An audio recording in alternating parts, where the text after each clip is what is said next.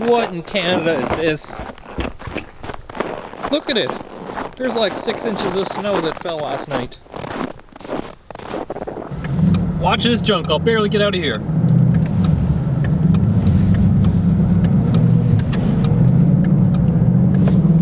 Sideways. Well, as you can see, Canadian winter is definitely kicking our ass. On today's episode, we're going to try and find a spot to mount our transmission cooler for this thing. That's one of the last things we need to get done. I did order a rear yoke for the pinion, like for the rear part of the drive shaft, but it was actually too big. And getting one now is probably gonna be next to impossible with the shipping delays. So yeah, so I think I'm gonna pull this front grill off, see if I can put it right here behind the grill, the transmission cooler, just to keep it safe from stuff. And yeah, so that's where we're gonna start.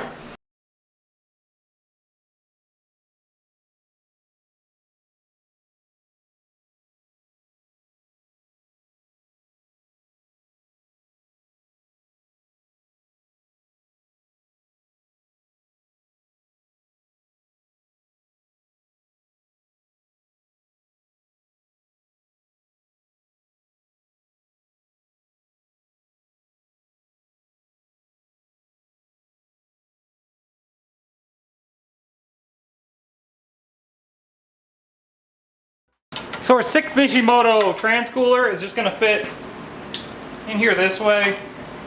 It may make our intercooler a little bit hotter, but keeping the trans cool is probably #1 priority. Because as soon as you heat the fluid up in that transmission, it's kind of toast. Whereas the engine, if it gets too hot, it'll start pulling timing anyway. So it's just gonna mount here. I'm just probably gonna drill through this bumper, to be honest, with our mounts. Just mount it right there. And of course, like typical me, I ordered the wrong push lock fitting. This is a 5/8 to -6. I actually need 3/8 to -6. So we'll get those ordered, but due to the backing of Amazon, I don't know when I'm gonna get them. Worst case, maybe I can go see if I can find some compression fittings to 6 JIC locally, and that might work. But for now, we'll just get it mounted and then worry about running the lines afterwards. Right now, it's just looped on the trans. So it can still run technically, but yeah. So I did that thing where I like cut 5 times and I measured once. That's a thing, I know it is. Anyways, this is the final location of it. You can see that it's tucked in here. Maybe you can. Anyways, it's just flipped upside down and bolted right here. And that's the only spot that it would fit behind here. And then it's gonna work out perfect because we'll use our adapters and then 90s, and then it'll go down right in this little gap. And that actually runs along the frame rail to the transmission.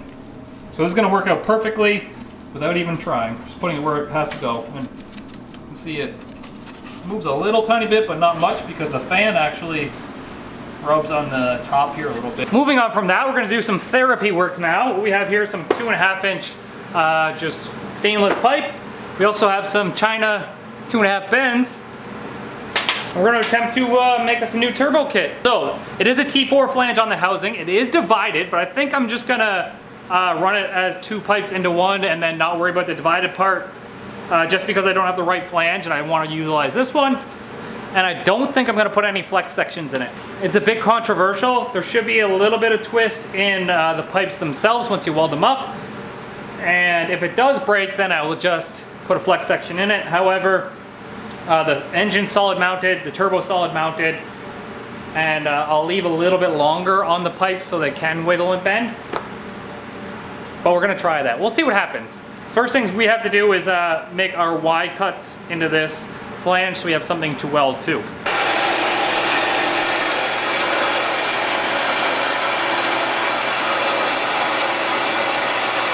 Here are the angles that we cut. They go like this. I did cut a little bit off the tops just so we could get a good even weld on the bottom parts. And this will be our merge into our T4. So I'm gonna tack this together and then probably lop this off where we need it up here. And then tack it on the T4, get that all back purge set up, and then completely weld this thing. I'm gonna need my welding hood.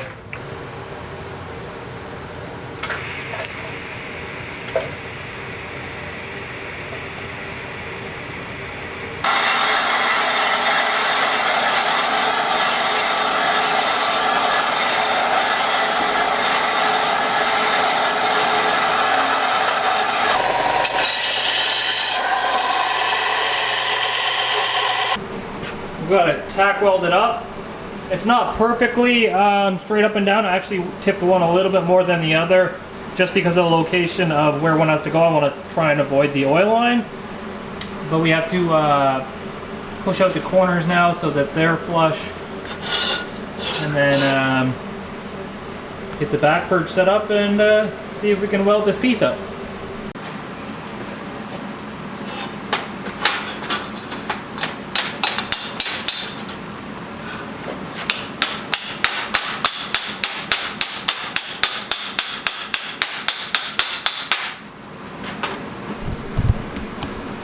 So you can see they're all pretty smooth now on the inside, and I don't know if you can see it in there, I actually knife edged the inner part of this so the air would divide a bit easier.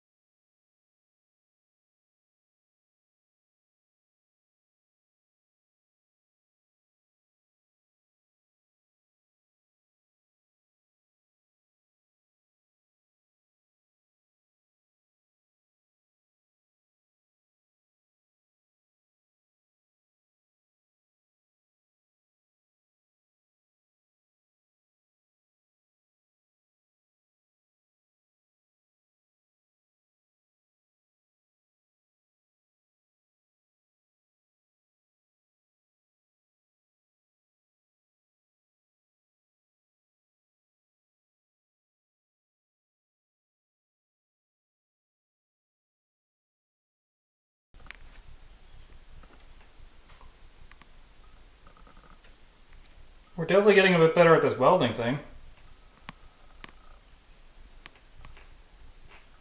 So it's a new day, and after consulting with Nick at Black Sheep Industries, I think I'm gonna run another beater on the bottom part just to get some more penetration into the 3/8 flange, just to make sure it doesn't crack off there. So I'm gonna put a bit more heat into it. I was only using 68 amps, I'll probably use like 80 or 90 or 100 this time. And then we'll see if it gets better. Just like put more filler in it and put some heat in the bottom. Well, there we go. This is the second layer around it. It looks a lot better. I did nick the bolt right here, and then it kind of made some black spray everywhere, so it looks a little bit dumb over on that side, but in general, it just looks like it's a lot stronger.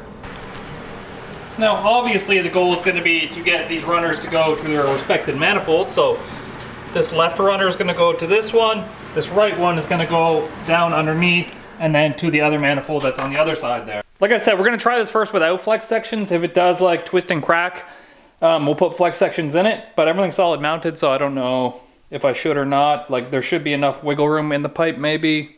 I don't know. What I'm going to do is I'm going to build it backwards, because once you go to put it inside the V-band, you can actually have like a little bit of off angle and still be able to weld it. Whereas if I try and join it up in the middle somewhere, you basically have to be dead on or you're going to have a gap. So I'm just using this worm clamp to see if I can get angles with it. I think that looks right, like to follow the radius, so I get the proper diameter cut. That looks probably correct-ish.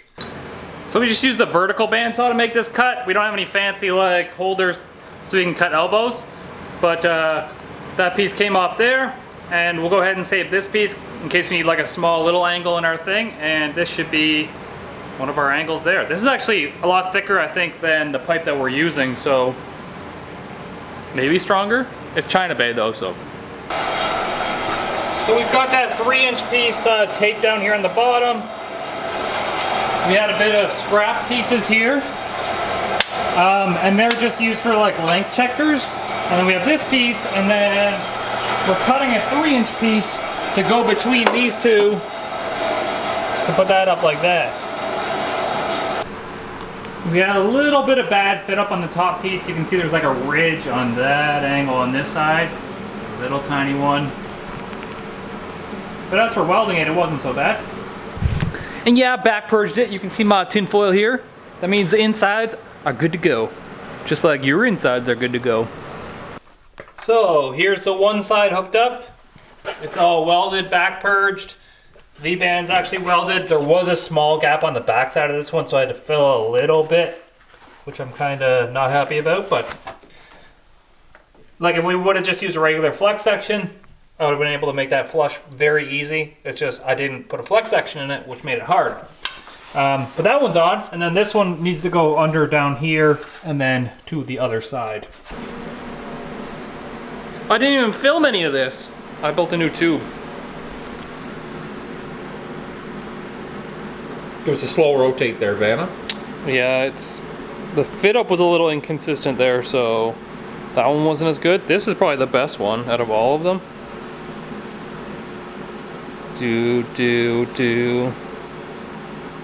Oh yeah. Oh yeah. But I'm getting better overall.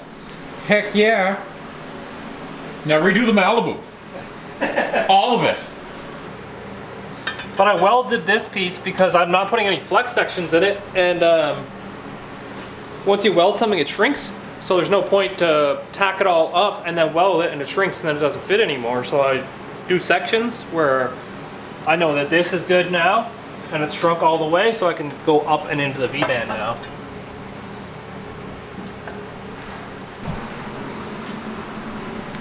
That fit up stance though. You twerking? A little bit.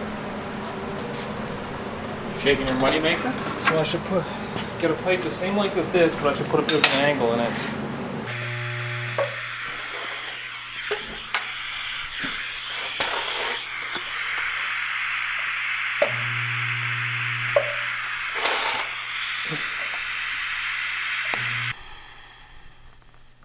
Kyle's feeding it to her. You can hear the gas. Yeah, just a little bit much to purge it out, and then it is heavier than air, so it'll come down the pipe, but we need it to go feed back up the pipe, so we gotta keep pushing it out, essentially. I like to do like a little bit of weld here and then one on the other side, just so all my tacks don't break, because my tacks aren't the strongest. So I generally start on one side.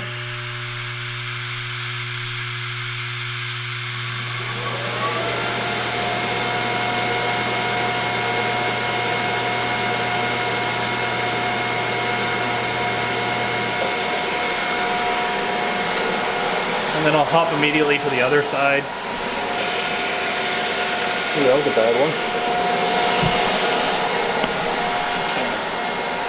It's pretty impressive that you consider that a bad weld now. It is, it's all, I wasn't really steady with that one. Top piece? Top piece, well, it's only on the top because we put it over here, but it is the bottom. That was a hammer. An actual hammer. An actual hammer.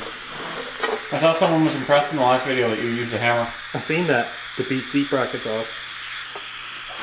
Which probably isn't the correct tool to do that either.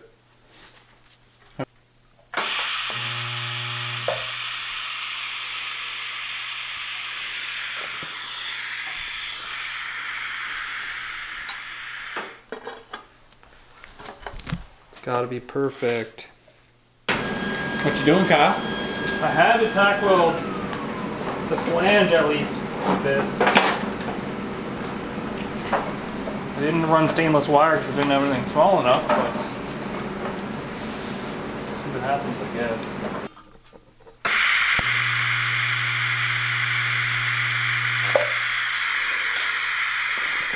A lot easier to tack off the car.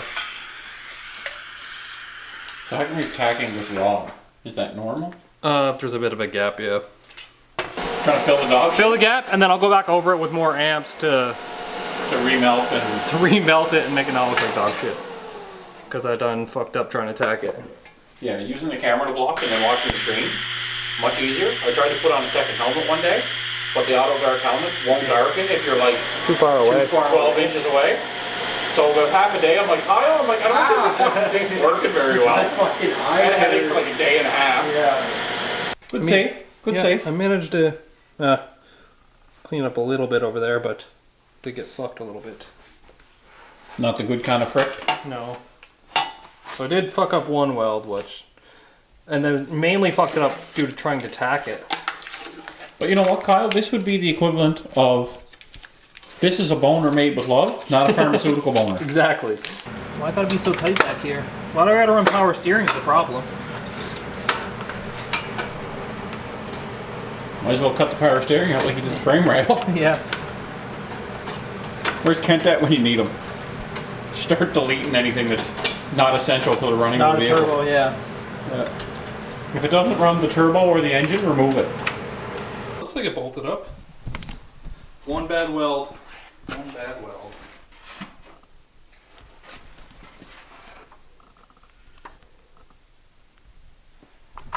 Little front crossover. And then the big thing now, with it bolted, your clearance is pretty tight on that crank. Is it? Yeah. We're good though. Yeah? Like, It's like an 1/8 of an inch, yeah. no. I would say like a millimeter, probably, because an 1/8 of an inch should be like that big, right? Yeah. I gotta take a photo now for the grams. Not really.